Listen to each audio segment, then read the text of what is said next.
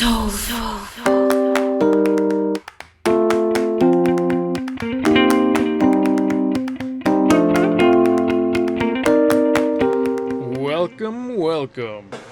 This is Mr. Business, and this is an episode of Business Fail. That's right. This is where we talk about businesses and some of the big fails they have had. And let me tell you, businesses do dumb stuff sometimes because people don't know business. So who's on today's Business Fail episode? Well, it's one of my favorite businesses. I've shopped there quite some time. And it is JcPenny. That's right, JcPenny. Okay, now, what are we talking about when we talk about business fail? Well, JcPenny had a little marketing campaign that did not work out at all. When I mean at all, I mean it just did not work at all. People were confused, and they lost a lot of sales, and they just didn't follow basic business principles. And they just didn't do their research to figure out how this would work. They didn't do a trial run or anything. This is what you'll find on all these business fail episodes. Almost all the time, they never do a trial run to figure out if their business idea is good or bad, to limit it to see if it's going to really destroy them or not, all right, or do a big chunk of damage. So JcPenny, I like the place, but you know what? You definitely had a flippity-floppity, big, fat business fail on this one, all right? We're going to talk about why. This is the big one. Why was it a business fail, okay? So basically, it comes down to this. JcPenny had the idea that people are smart and good and great, and we should treat them the way they want to be treated, and we're going to have what's called the square deal. We're going to be fair. We're not going to have all these hidden prices. We're not going to have all these meaningless sales. We always know when you're going to buy it at, and we're just going to put it at that price, and we're not going to try and trick the consumer. Which, to be quite honest, sounds good on the surface, or else they would not have gone with this plan if it didn't sound good on the surface. However, you have really big problems with this, okay? First, let's talk about how they implemented it, okay? So first thing, they had a whole lot of teaser campaigns. They're like, oh, we're going to do something big, and people aren't going to have to worry about sales anymore, and get rid of your sale ads and everything like that. And then there wasn't really anything big about it. It was just like, okay, so you're not doing anything. That's okay. I guess you can have that as all your huge marketing or whatnot. We're just going to have regular prices and no sales. And that was it. And that's their idea, was to have regular prices. And the thing is interesting, the way they did their prices, they had 3 pricing tiers. Okay, 3 of them. You had everyday low price. So let's say it was their towels or something. Let's say their everyday low price was $8.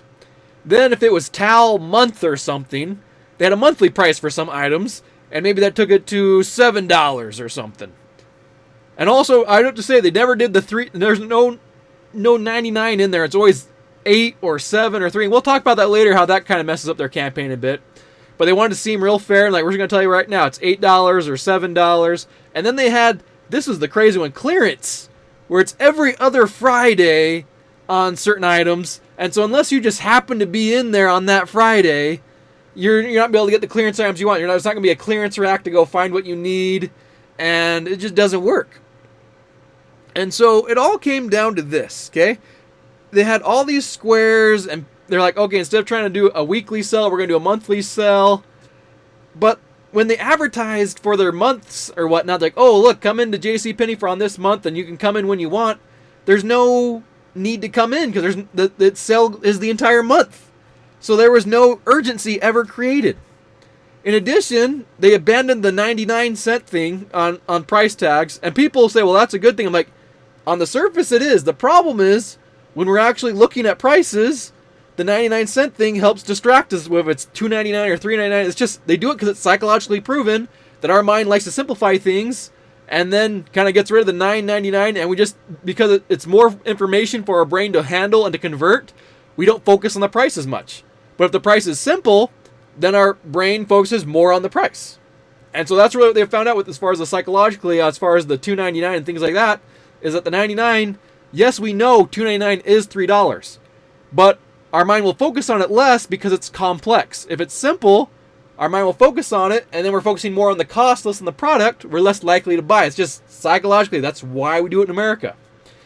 And it was really crazy overall because it was confusing. every other store has sales. This one no longer has sales. And so you'd come in there and you're used to getting great deals. Let's say you're one of those super low-end shoppers and you're looking for clearance. You're looking for just like, hey, what do you got that's cheap? Nothing was really ever that cheap. And there's no really need to buy anything that day because it would be that price tomorrow. And so you ran into these issues as far as customers needing to buy stuff. Okay?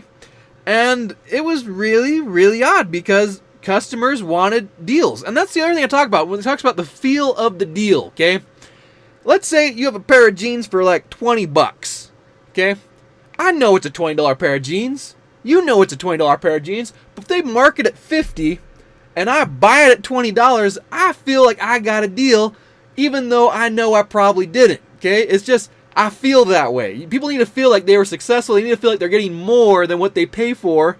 And when you feel like you're cheating the company for some reason because you're getting awesome deals and they're giving it to you dirt cheap and it's really expensive material, people feel they're getting more. But if you don't get that satisfaction of the feel of the deal on anything because your store has just prices normal and there's no sales on anything, there's no sales on anything, do you never feel like you're getting something below what it normally cost, you're robbing the consumer of that euphoria moment of like, oh, I got something great at a good deal. Now, does it make sense as far as our math? No, we all know what it was supposed to cost to begin with. But that doesn't mean we still don't like the feel of thinking that we did good shopping, okay? It's sort of like the pat in the back that you don't need. People like to think they got a good deal, so let them think it. All right? This is one of the biggest problems I've had with people as far as marketing and price. I'm like, look, you don't need to make things super cheap. People just need to feel they're buying them cheap. And it might sound a bit deceptive, but people need to feel it. And the thing is, you can still be marked at a reasonable price, but people just feel better when they feel they're getting a deal. All right. Now, let's hit it on the nail. What was the big problem with this campaign? All right. Well, first, let's take a look at this graph real quick. This is what happened with their sales. They went down a lot. If you notice, the only time it peaks is in Q4 of all the years when they were trying to implement and recover from this. That's because that is Christmas time. That's where you're going to have peak sales, okay? But they had a huge loss. It was really bad, okay? Now we're going to look at a different graph.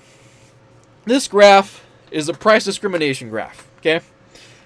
The goal of price discrimination is to get all the money you can from everybody. And JcPenny failed terribly at this with their deal because you had no way to price discriminate, okay? If you look at this graph, we have a cost line and a price line, okay?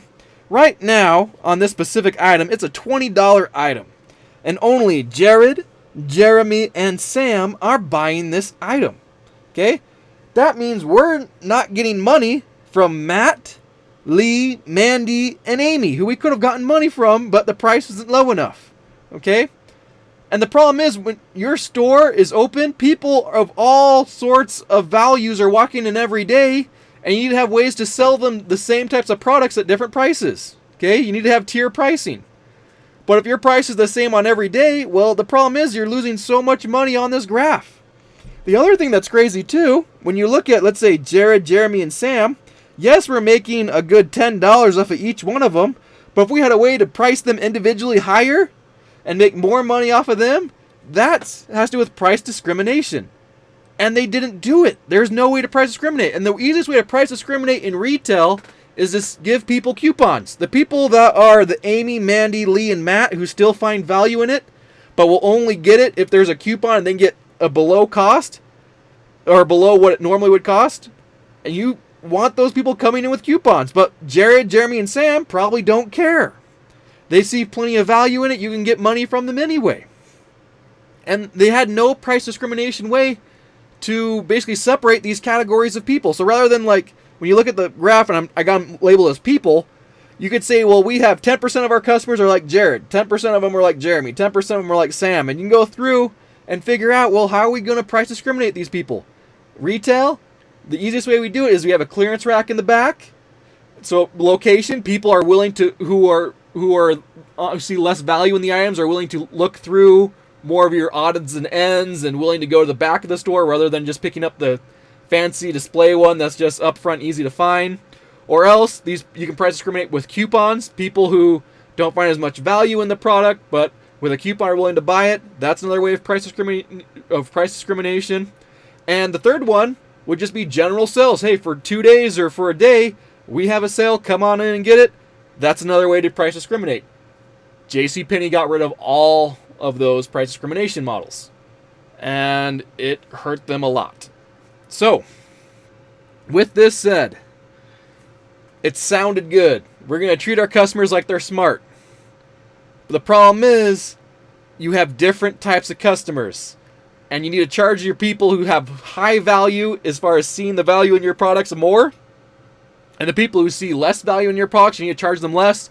Everyone has a dollar amount that you're trying to charge the people what they see as far as value in your products. And that's what price discrimination comes down to.